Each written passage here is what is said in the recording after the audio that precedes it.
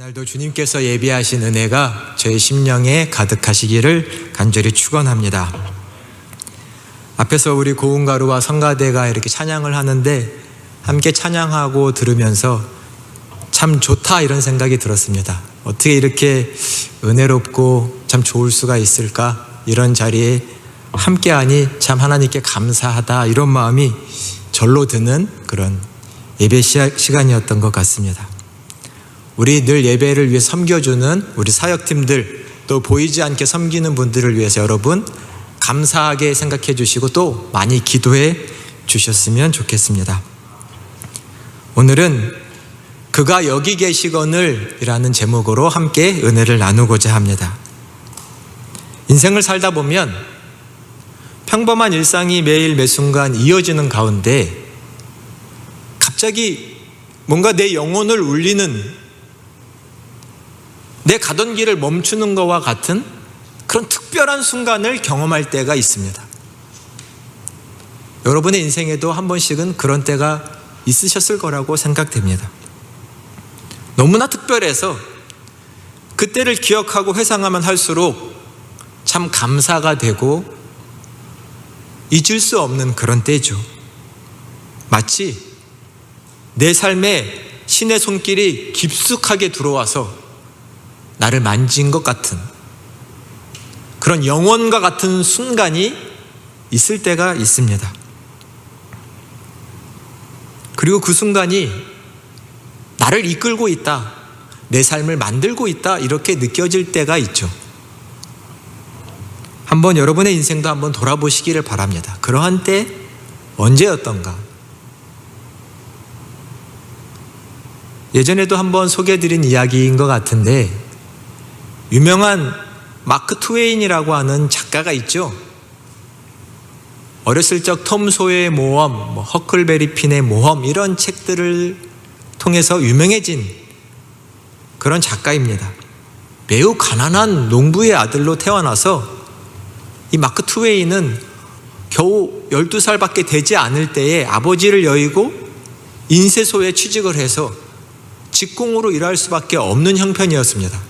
12살이면 몇 살인가요? 우리 나이로 하면 한 초등학교? 한 5학년 정도 되나요? 그죠?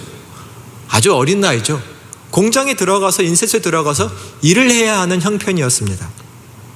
당연히 어린아이가 일을 하는데 엄청 배려를 받고 일을 했을까요? 그렇진 않았겠죠. 어느 날은 이제 인쇄소에서 나와서 집으로 돌아가는 발걸음이 있었는데 갑자기 길거리에서 바람에 나부끼는 종이 한 장이 보였습니다. 종이네, 쓰레기네 라고 생각할 수도 있는데 이 어린 소녀는 그 종이를 집어서 갑자기 읽어보았습니다. 글이 빽빽하게 써있는 종이였기 때문이죠. 그거를 읽어보니 그 글에 집중하고 감동되어서 그냥 그 한 장의 종이를 앞뒤로 빽빽한 그 글을 쑥 읽어버렸습니다. 보니 그 내용은 프랑스의 애국 소녀인 잔다르크가 애국 활동을 하다가 감옥에 갇혀서 생활하는 그 내용이 실려있는 한 장 잘려져 있는 책에서 잘려져 있는 종이였습니다.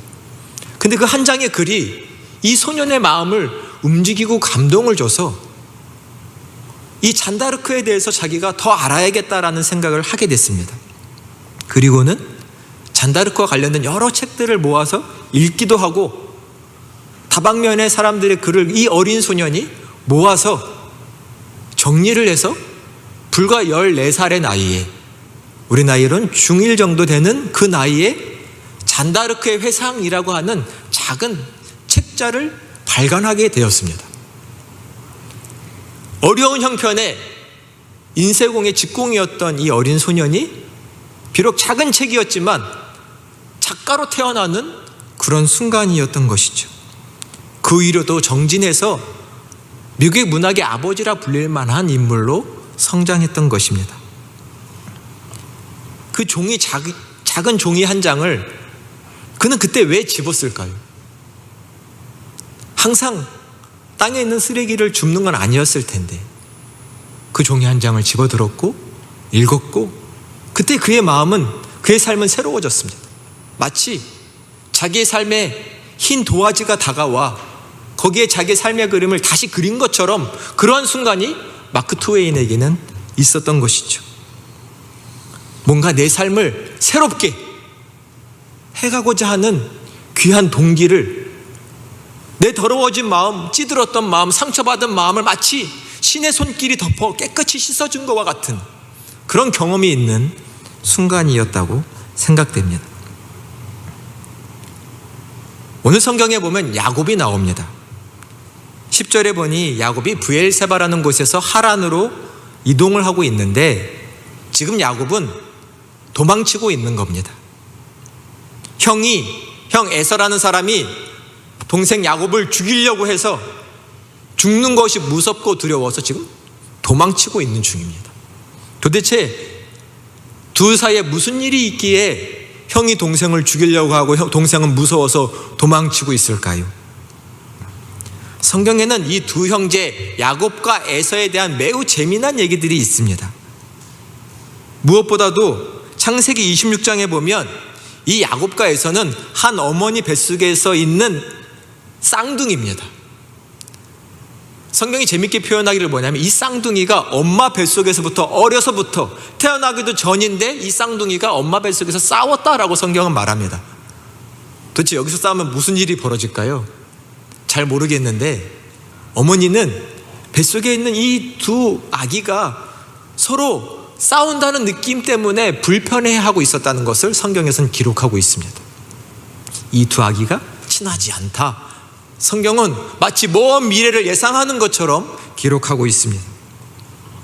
이 아이가 태어났는데 먼저 태어난 아이는 살이 붉고 몸에 털이 많아서 에돔이라는 이름을 져줬습니다. 에서라는 이름을 져줬습니다. 에서라는 이름은 에돔 붉다라는 뜻에서 나온 이름이죠. 그리고 둘째는 야곱이라는 이름을 졌는데 그 이름을 왜 그렇게 졌냐면 쌍둥이 첫째가 나오는데 이 둘째 쌍둥이가 그 형의 발목을 잡고 있는 겁니다. 발목을 잡고 놓지 않고 딸려 나왔어요. 엄마 뱃속에서. 신기한 일이죠. 그러다 보니 얘는 발꿈치를 잡은 애다라고 하면서 발꿈치와 같은 말인, 비슷한 말인 야곱이라는 이름을 져줬습니다. 이 야곱이라는 이름의 뜻은 어떤 의미가 있을 수 있을까요? 여러분, 누군가의 발꿈치를 잡아버리면 어떻게 되죠? 그 사람이 넘어지겠죠. 그죠? 사람을 넘어뜨리는 사람, 방해하는 사람, 걸림돌이 되는 사람, 속이는 사람, 이런 의미가 이 야곱이라는 의미에 있을 수 있겠죠. 이렇게 마치 운명적인 것처럼 태어난 두 쌍둥이입니다. 이 두 형제 사이에는 재미난 사건들이 벌어졌습니다. 먼저는 이 에서는 몸이 건장하고 날쌔서 아주 타고난 사냥꾼이 되었습니다. 장남인데다가 체구가 건장하고 사냥을 잘하는 것은 남자의 능력이죠. 그의 아버지 이삭은 이 첫째인 에서를 매우 아끼고 사랑했습니다. 성경에 보면 도처에서 이 이삭이 에서가 사냥해온 그 사냥으로 음식을 맛있게 만들어서 먹는 걸 좋아했다라고 써 있습니다. 둘째 야곱은 성격이 차분하고 조용합니다. 그러다 보니 상대적으로 집안에서 더 있기를 좋아했고, 그러다 보니 어머니와 더 가까이 지냈죠. 그래서 어머니 리브가가 이 둘째 야곱을 매우 사랑하고 아꼈다라고 성경에 써 있습니다. 어느 날 에서가 열심히 사냥을 하고 목이 마르고 허기가 진 상태로 집에 들어왔더니 갑자기 동생 야곱이 매우 맛있는 팥죽 한 그릇을 가지고 있는 겁니다. 그냥 거기에 꽂혔습니다. 먹고 싶어가지고. 그냥 배가 고파 죽겠는 거죠. 동생한테 그 팥죽 한 그릇을 나한테 다오라고 말을 했는데 이 둘 사이가 불편하죠. 이 동생 야곱이 바로 팥죽을 주지 않고 형한테 갑자기 머리를 쓰고 한마디 합니다. 형님의 장자의 권리를 내게 파시오. 이 팥죽으로 한 집 줄 테니까 파시오. 그럼 내가 주겠습니다. 이런 동생이 어디 있나요?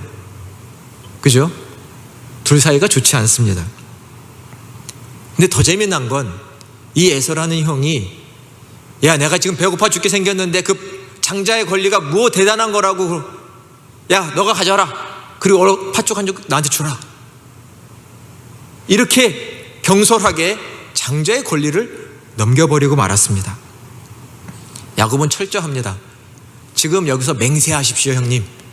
장자의 권리를 내게 넘겼다고 맹세하면 주겠습니다. 그래서 에서는 맹세까지 했습니다. 물론 속으로는 내가 지금 너 앞에서 하는 약속이나 맹세가 뭔 의미가 있냐? 엄마 아빠가 생각할 때 내가 장자인 건 변함이 없는데, 법적인 문제도 하나도 없을 텐데 라고 생각하며 그냥 야곱 앞에서만 거짓말한 걸지도 모르겠습니다. 하지만 일단 사건은 이렇게 벌어지고 말았습니다. 야곱은 장자의 권리를 물려받았다고 생각했죠. 두 번째 사건이 있었는데 그건 창세기 27장에 나옵니다. 오늘 본문의 앞장에 있는 내용인데, 어느 날 아버지 이삭이 에서를 부르더니 이런 말을 합니다. 얘야, 내가 이제는 나이가 많이 늙어서 앞도 침침하여 잘 보이지 않는다. 이제 언제 죽을지 모르니 가서 이 아비를 위해서 사냥을 하나 해와서 내가 좋아하는 그 별미를 만들어다가 내게 주렴. 내가 아주 맛있게 신나게 먹고 나서 너에게 마음껏 축복을 해주겠다라고 에서에게 이 아버지 이삭이 약속을 했습니다. 당연히 에서는 신이 나서 나가서 사냥을 했겠죠. 문제는 뭐냐면 이 아버지 이삭이 에서한테 하는 말을 누가 들었을까요? 어머니 리브가가 어떻게 옆에 있다가 들은 겁니다. 어머니 리브가가 듣더니 갑자기 사고를 치고 맙니다. 어머니는, 리브가는 이 아버지의 축복을 누가 받길 원했을까요?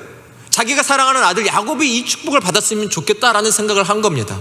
왜냐하면 당시 아버지의 축복은 마치 하나님의 축복처럼 여겨졌기 때문입니다. 아버지가 축복하면 그 아버지의 축복이 이루어진다라고 믿었기 때문입니다. 아버지의 축복은 중요했습니다. 어머니 리브가는 이 축복은 내 아들 야곱이 받아야 돼 라고 생각을 했고, 야곱을 불러다가 말합니다. 얘야, 아버지가 내 형 에서한테 이렇게 얘기하는 걸 내가 들었는데 이 축복은 너가 받아야 된다고 생각한단다. 내가 맛있는 별미를 만들어줄 터이니 아버지한테 가서 드리고 너가 대신 그 축복을 받도록 하여라 라고 어머니가 그림을 짜줬습니다. 야곱이 말합니다. 어머니, 저는 피부가 매끄러운 사람이에요. 만일 아버지가 나를 만지셔서 제가 야곱인 것이 들통나면 오히려 축복은커녕 저주를 받게 될 겁니다. 그거는 못할 일이에요 라고 만류했습니다. 그러자 어머니가 이 야곱을 설득하며 이렇게 말합니다. 얘야, 아버지가 만일 너를 저주하면 그 저주는 다 나한테 돌릴 것이니 걱정하지 말아라. 그리고는 아버지가 만질 수 있는 이 손등 같은 곳, 목덜미 같은 곳에 털이 있는 짐승의 가죽을 붙이고 들어가서 어머니가 만들어진 별미를 제공하고 아버지를 속여서 장자가 받을 축복을 받아버렸습니다. 마치 앞에 팥죽의 사건이 이 야곱에게 이루어진 것 같은 느낌이 들죠. 실컷 모든 좋은 축복을, 마치 아버지는 에서라고 생각을 해서 땅과 하늘에 있는 모든 좋은 축복의 내용들을 야곱에게, 물론 에서에게 한 거죠. 야곱에게 내려줬는데, 그리고 사건이 일단락됐는데 곧 에서가 사냥을 마치고 들어와서 별미를 만들어 아버지께 짜잔 나왔는데 아버지는 속았다는 것을 깜짝 놀랐습니다. 그것이 야곱이었구나. 당연히 첫째 에서는 매우 화가 났죠. 성경에 보니 격분했다라고 써 있습니다. 그리고는 조르기를, 아버지 이 아들 에서한테도 축복해 주세요. 축복이 남아있지 않습니까? 라고 하면서 막 축복해 달라고 조릅니다. 아버지 축복해 주세요. 사실 지금 우리나라의 문화에서는 이해하기 어렵죠. 어떤 자식이든 좋은 마음으로 축복해 주면 되는데, 성경에 보니 이삭은 얘야, 내가 좋은 축복은 다 네 동생한테 해줘서 너에게 해줄 축복이 없다라고 말을 합니다. 그냥 해주면 되는데 이 아버지는 그렇게 하지 않습니다.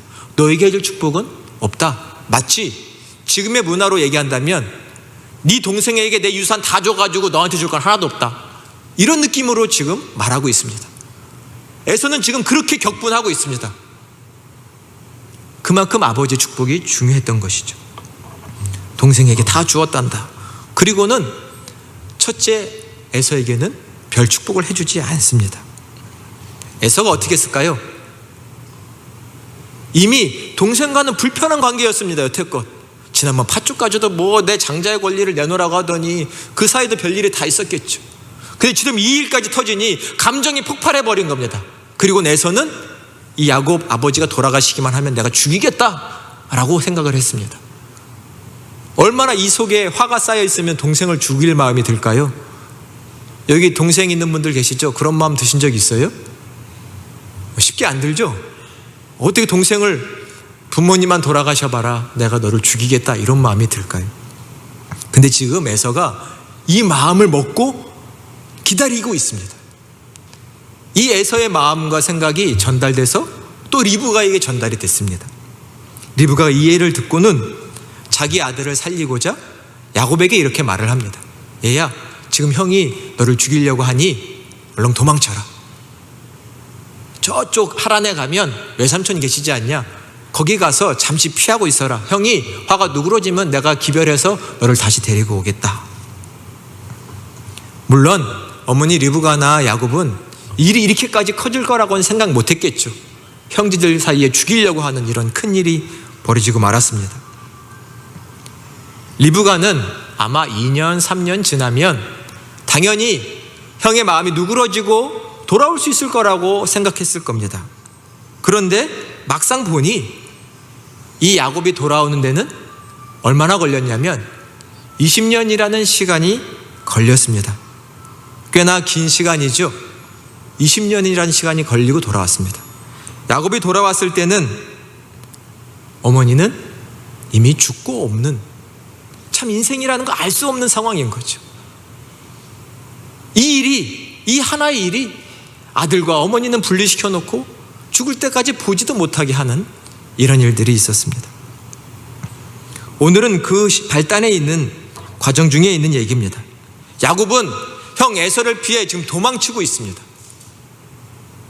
도망치는데 말씀해 보니 어느 그냥 잘 알지도 못하면서 가는 길입니다.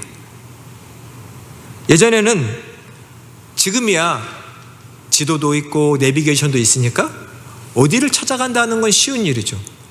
하지만 예전에는 고대 시대에는 그런 게 어디 있습니까? 한 번도 가보지 않은 이방 나라의 외삼촌의 집을 찾아가야 하는 일은 절대로 쉬운 일이 아닙니다. 물어서 또 찾아가야 하는 길입니다. 또 형을 피해 도망쳐 나왔는데 뭐 대단한 걸 가지고 나왔을까요? 보찜 하나 챙겨서 나왔겠죠. 부모를 떠났고 집을 떠났고 삶의 터전을 떠나서 낯설 땅에서 외롭고 힘들었을 겁니다. 얼마나 고생스럽고 지쳤을까요? 또는 자기의 삶을 자책했겠죠. 내가 왜 그런 욕심을 부려가지고 이 고생을 하나?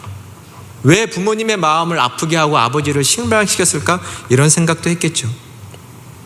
이렇게 길을 가던 야곱입니다. 어느 날과 똑같이 하루 종일 열심히 걷다가 이제 밤이 되었으니 안전한 곳을 찾아야겠죠. 그나마 안전한 곳을 찾아서 돌을 하나 취해서 베개를 베고 잠을 자는데 갑자기 야곱은 놀라운 꿈을 꾸게 됩니다. 매우 특별한 꿈을 꾸었습니다. 자, 오늘 본문인 12절 말씀을 같이 한번 봉독해 보도록 하겠습니다. 본문인 12절입니다. 꿈에 본즉 사닥다리가 땅 위에 서 있는데 그 꼭대기가 하늘에 닿았고 또 본즉 하나님의 사자들이 그 위에서 오르락 내리락 하고. 아멘. 지금 불편한 돌베개를 피고 그래도 몸이 천근만근 무거워서 깊이 잠이 들어서 꿈을 꾸는데 꿈에 보니 큰 사닥다리가 하늘에 닿아 있다라고 말을 합니다. 이 사닥다리는 우리가 아는 사다리를 말하는 게 아니고 층계를 말하는 겁니다. 옛날 당시의 종교와 그 제단은, 큰 제단들은 계단으로 만든 경우가 많았습니다. 계단이 있고 맨 위에 제단이 있는 것이죠. 그러면 그 제사장들은 그 계단을 올라가서 제사를 드리고 제물을 바치고 또 내려오고, 이런 것이 그 당시의 문화였죠. 근데 인간이 만든 제단이 아닌 제단의 층계가 하늘에 닿아 있고 하나님 보좌에 닿아 있고 맨 위에는 하나님이 계십니다. 아주 특이한 꿈을 꾼 것이죠. 놀라운 꿈입니다. 이 꿈에 더 놀랍게 여기는 건 무엇이냐면 맨 위에 계신 그 제단에 서 계신 하나님이 지금 야곱 자신에게 직접 말을 하신다는 겁니다. 우리 꿈꾸면서 어떤 꿈의 내용이 바로 나에게 이어진 적이 없는 경우가 많죠. 그냥 나는 삼자처럼 관찰하는 꿈이 더 많습니다. 근데 이 꿈은 하나님이 나타나셔도 나에게 직접 야곱아 하시면서 말씀을 하시는 겁니다. 말씀을 하십니다. 하나님께서 직접. 나는 여호와다. 너의 할아버지 아브라함이 섬겼던 하나님이고 너 아버지 이삭이 섬겼던 하나님이다. 자기가 누구신지 말씀합니다. 내가 지금 너가 누워있는 이 땅을 너와 내 자손에게 다 줄 거다.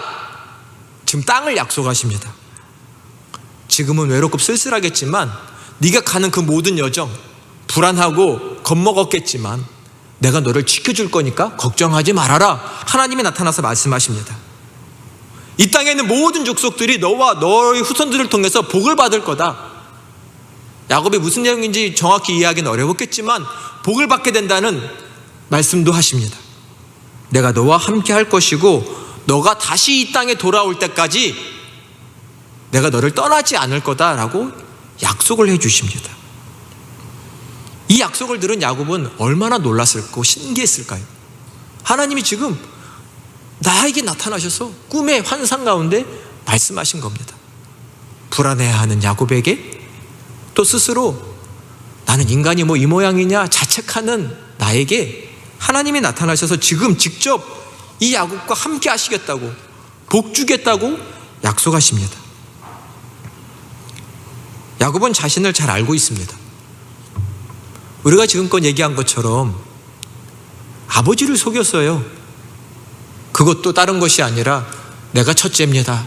내게 복 주십시오. 형을 속이며 형을 제껴가며 아버지를 속인 일입니다.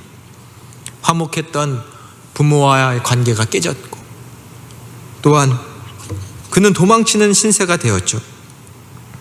얼마나 많은 후회를 했을까요? 그런 자신에게 하나님이 나타나셔서 너가 왜 그랬냐? 책망하실 만도 하고 벌을 내리겠다고 호통을 치실 만도 한데 오히려 하나님은 내가 너와 함께 해줄게. 너를 떠나지 않을 거다.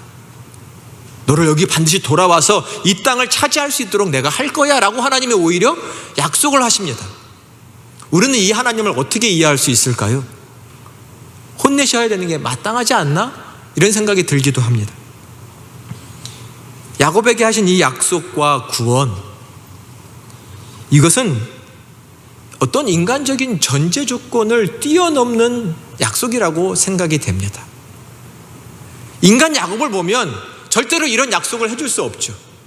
혼내야 마땅하고 벌 줘야 마땅합니다. 그런데 하나님은 그 인간적인 야곱의 모습을 떠나서 그에게 지금 이러한 약속을 하고 계십니다. 이것을 어떻게 설명할 수 있을까요? 우리는 이것을 은혜라고 말하고 더 종교적인 언어로는 하나님의 선택이라고도 말을 합니다. 지금 야곱에게 하신 이 약속은 창세기를 통해 보면 이미 할아버지 아브라함에게 하신 약속이고 자신의 아버지 이삭에게 하신 약속인데 이 약속을 장자 에서에게 하지 않으시고 하나님은 야곱에게 나타나서 지금 하고 계십니다. 하나님은 둘째인 이 야곱에게 아버지들에게 한 그 할아버지에게 한 약속을 지금 친히 하고 계신 겁니다. 그래서 성경에 보면 아브라함의 하나님, 이삭의 하나님, 그 다음 야곱의 하나님이라고 성경에서 말합니다. 야곱이 잘나서 하나님이 이런 약속을 하시는 게 아니라 하나님의 은총이다, 은혜다, 이 모든 것이 은혜다라는 생각을 해야 합니다. 여러분 이런 은혜를 받으셨나요? 어떠세요? 야곱이 이 놀라운 꿈을 꾸고 잠에서 깨서 이런 고백을 합니다. 여호와 하나님이 사실은 아버지를 통해서 들었고 어머니를 통해서도 들어왔던 하나님입니다. 근데 그 하나님이 진짜 여기 계시네 라는 고백을 합니다. 여호와 하나님이 여기 계셨는데 난 도망자의 신세고 길바닥인데 여기 계시건을 내가 못 알아봤다 라고 말을 합니다. 두렵다, 떨린다. 이곳이 떨린다. 이것은 뭐 대단한 곳이 아닙니다. 그냥 길바닥입니다. 돌 하나가 있는, 내가 돌을 베고 잔 그냥 그런 곳인데 이곳이 떨리고 두렵다라고 말합니다. 왜요? 하나님의 임재가 있는 곳이라고 느꼈기 때문입니다. 여기에 하나님이 계셨구나. 이곳이 두려운 곳이구나. 그리고는 자기가 베던 돌을 세워서 그 위에 자기가 가지고 있던 기름을 부었습니다. 이 기름은 거룩하게 구별한다고 하는 이스라엘 민족의 상징입니다. 여기가 하나님의 집이었고 하나님의 문이었구나라고 고백을 합니다. 그리고 이름을 베델이란 하나님의 집 이런 뜻입니다. 여기가 하나님의 집입니다. 돌 하나 세워놓고 이게 뭐 대단한 곳입니까? 엄청난 성전을 지은 것도 아닙니다. 근데 왜 야곱은 베델 여기가 하나님의 집이라고 고백할까요? 여기서 나는 드디어 내 영혼을 울리고 내 삶을 주관하는 하나님을 만났고 하나님의 약속을 받았기 때문에 이곳에서 하나님의 강력한 임재를 경험했기 때문에 여기가 하나님의 집이라고 말할 수 있는 것이죠. 사랑하는 여러분, 우리에게는 이 자리가 베델이어야 합니다. 단순히 이런 교회 건물, 이 땅을 말하는 것이 아닙니다. 하나님이 내게 임하셔서 내게 은혜를 주시고 약속을 주시고 말씀을 주시는 이 자리가 하나님의 베델, 우리의 베델이 되어야 합니다. 예배의 자리가 그런 곳입니다. 나는 이 순간 이 자리에서 하나님을 만납니다. 하나님을 향한 고백이 있고 아버지, 어머니의 하나님, 친구의 하나님이 아닌 내 하나님이라는 것을 경험합니다. 우린 지나가 보면 다 알죠. 누구의 하나님인 게 뭐 중요합니까? 나의 하나님이 되지 않고서는 이 신앙생활은 할 수가 없는 일입니다. 흉내낼 뿐이에요. 흉내낼 뿐. 나의 하나님이 되지 않고는 아무것도 할 수 없는 것이 신앙입니다. 이 순간 정말 하나님이 계셨네, 살아계셨네, 나를 사랑하시네, 내 영혼의 울림이 있는 그 자리가 우리의 베델의 자리입니다. 그 자리가 하나님의 문이고 하늘에 닿아 있는 천국 계단이 있는 곳이죠. 우리는 야곱과 별 다르지 않은 사람입니다. 그죠? 얼마나 속이며 살아왔습니까? 겉으로는 괜찮은 사람인 척 했지만 속으로는 늘 나만 생각하며 살아왔습니다. 내 인생, 내 삶, 내 경제적인 이익, 나의 편함, 항상 나만 생각하며 살아옵니다. 물론 겉으로는 그렇지 않은 척 하려고 살아왔죠. 야곱과 별반 다르지 않습니다. 많은 사람들을 실망시키고 가슴 아프게 하고 살았죠. 부모님의 가슴을 찢어지게 했고 나를 아껴주고 기대했던 많은 사람들에게 실망시키며 살아왔습니다. 때로는 도망쳤고 때로는 주저앉아서 아무것도 하기 싫다고 떼쓰고 야곱과 전혀 다르지 않은 삶을 살아온 것이 저입니다. 약한 것을 알면서도 겉으로는 센 척하고 싶었고 때로는 건방을 떨며 살았고 그게 우리의 모습이죠. 내가 가는 길에는 확신도 없으면서 이곳저곳 기웃기웃하면서 살았고 방랑자같이 말이죠. 때로는 깊은 외로움에 사무쳐 살고 때로는 이 마음의 그 공허함이 채워지지 않아 어렵게 살아왔습니다.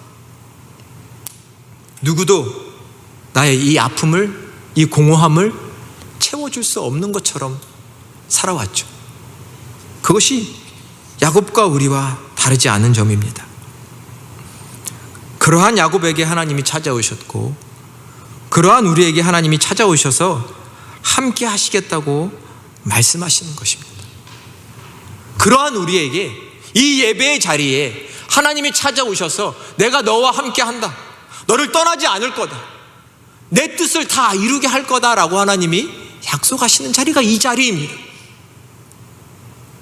우리의 베델의 자리가 바로 여기입니다.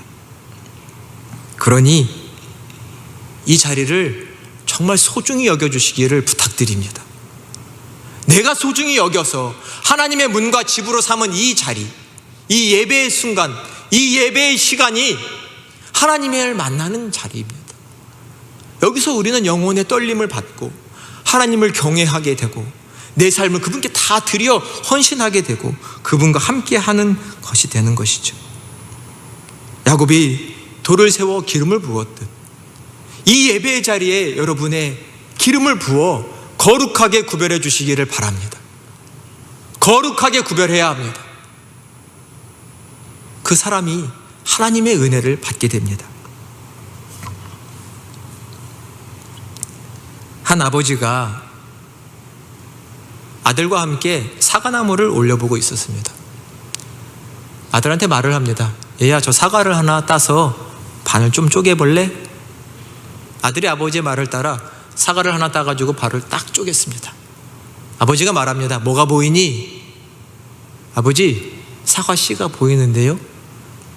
그래, 그럼 그 씨도 한번 반을 쪼개보겠니? 아들은 아버지의 명을 따라 일단 반을 쪼갰습니다. 그리고 또 아버지가 묻습니다. 그 씨앗 속에는 뭐가 보이니?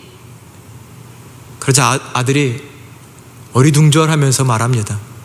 아버지, 씨앗 속에는 아무것도 안 보이는데요? 아버지가 아들을 빤히 쳐다보면서 매우 진지하게 이렇게 말합니다. 그래, 아무것도 보이지 않지?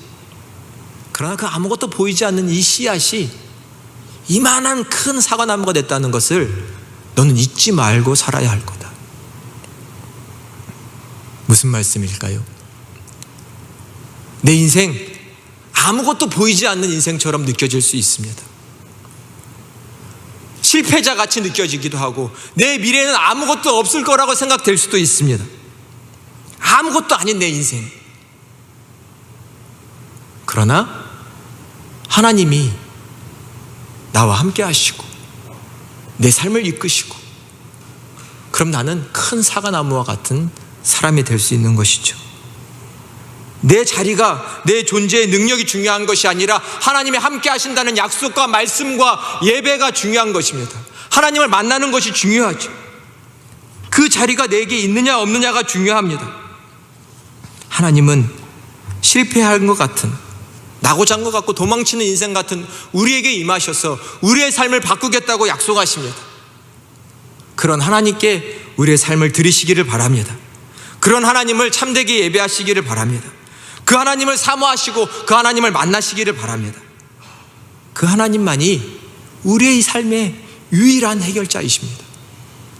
그분만이 내 삶을 이끄십니다. 하나님은 야곱의 꿈에 나타나 약속하셨고 우리에게는 이 예배의 자리를 통해서 내가 너와 함께 한다고 약속하십니다. 그리고 너를 지킬 것이고 너를 인도해 줄 거라고 약속하십니다. 이 하나님을 여러분의 하나님으로, 우리의 하나님으로 고백하시기를 바랍니다. 이 하나님을 만나 약속을 이어가는 복의 통로가 되시기를 바랍니다. 세상에 부유한 자가 아니요 하나님께 믿음에 부유한 자가 되셔서 이 약속의 반열에 서셔서 하나님께 쓰임받는 사랑하는 여러분이 다 되시기를 간절히 축원합니다. 기도하겠습니다. 은혜와 사랑의 하나님, 이날도 하나님은 우리와 함께 하십니다. 어렵고 힘든 지친 자리에서 스스로에게 실망하여 도망치는 그 자리에서 우리에게 찾아오시는 하나님이십니다. 내가 너와 함께 하겠다고, 너를 떠나지 않고 지켜주겠다고 말씀하십니다. 그 하나님의 음성에 내 마음이 열려 하나님만을 바라볼 수 있는 우리 모두가 되도록 인도하여 주시옵소서. 하나님, 우리의 조건을 보시지 않고 우리의 처지를 넘어 하나님의 뜻을 이루고자 하시니 특별히 여기 모인 예배자들 위해 은혜를 더하사 이 하나님과 동행하는 복된 삶을 살아갈 수 있도록 주님 친히 함께하여 주시고 이끌어 주시옵소서. 은혜를 경험하게 하시고 이 은혜의 하나님을 나의 하나님으로 모시며 살아가는 저희 모두가 되게 하여 주시옵소서. 주 예수 그리스도의 이름으로 간절히 기도드립니다. 아멘.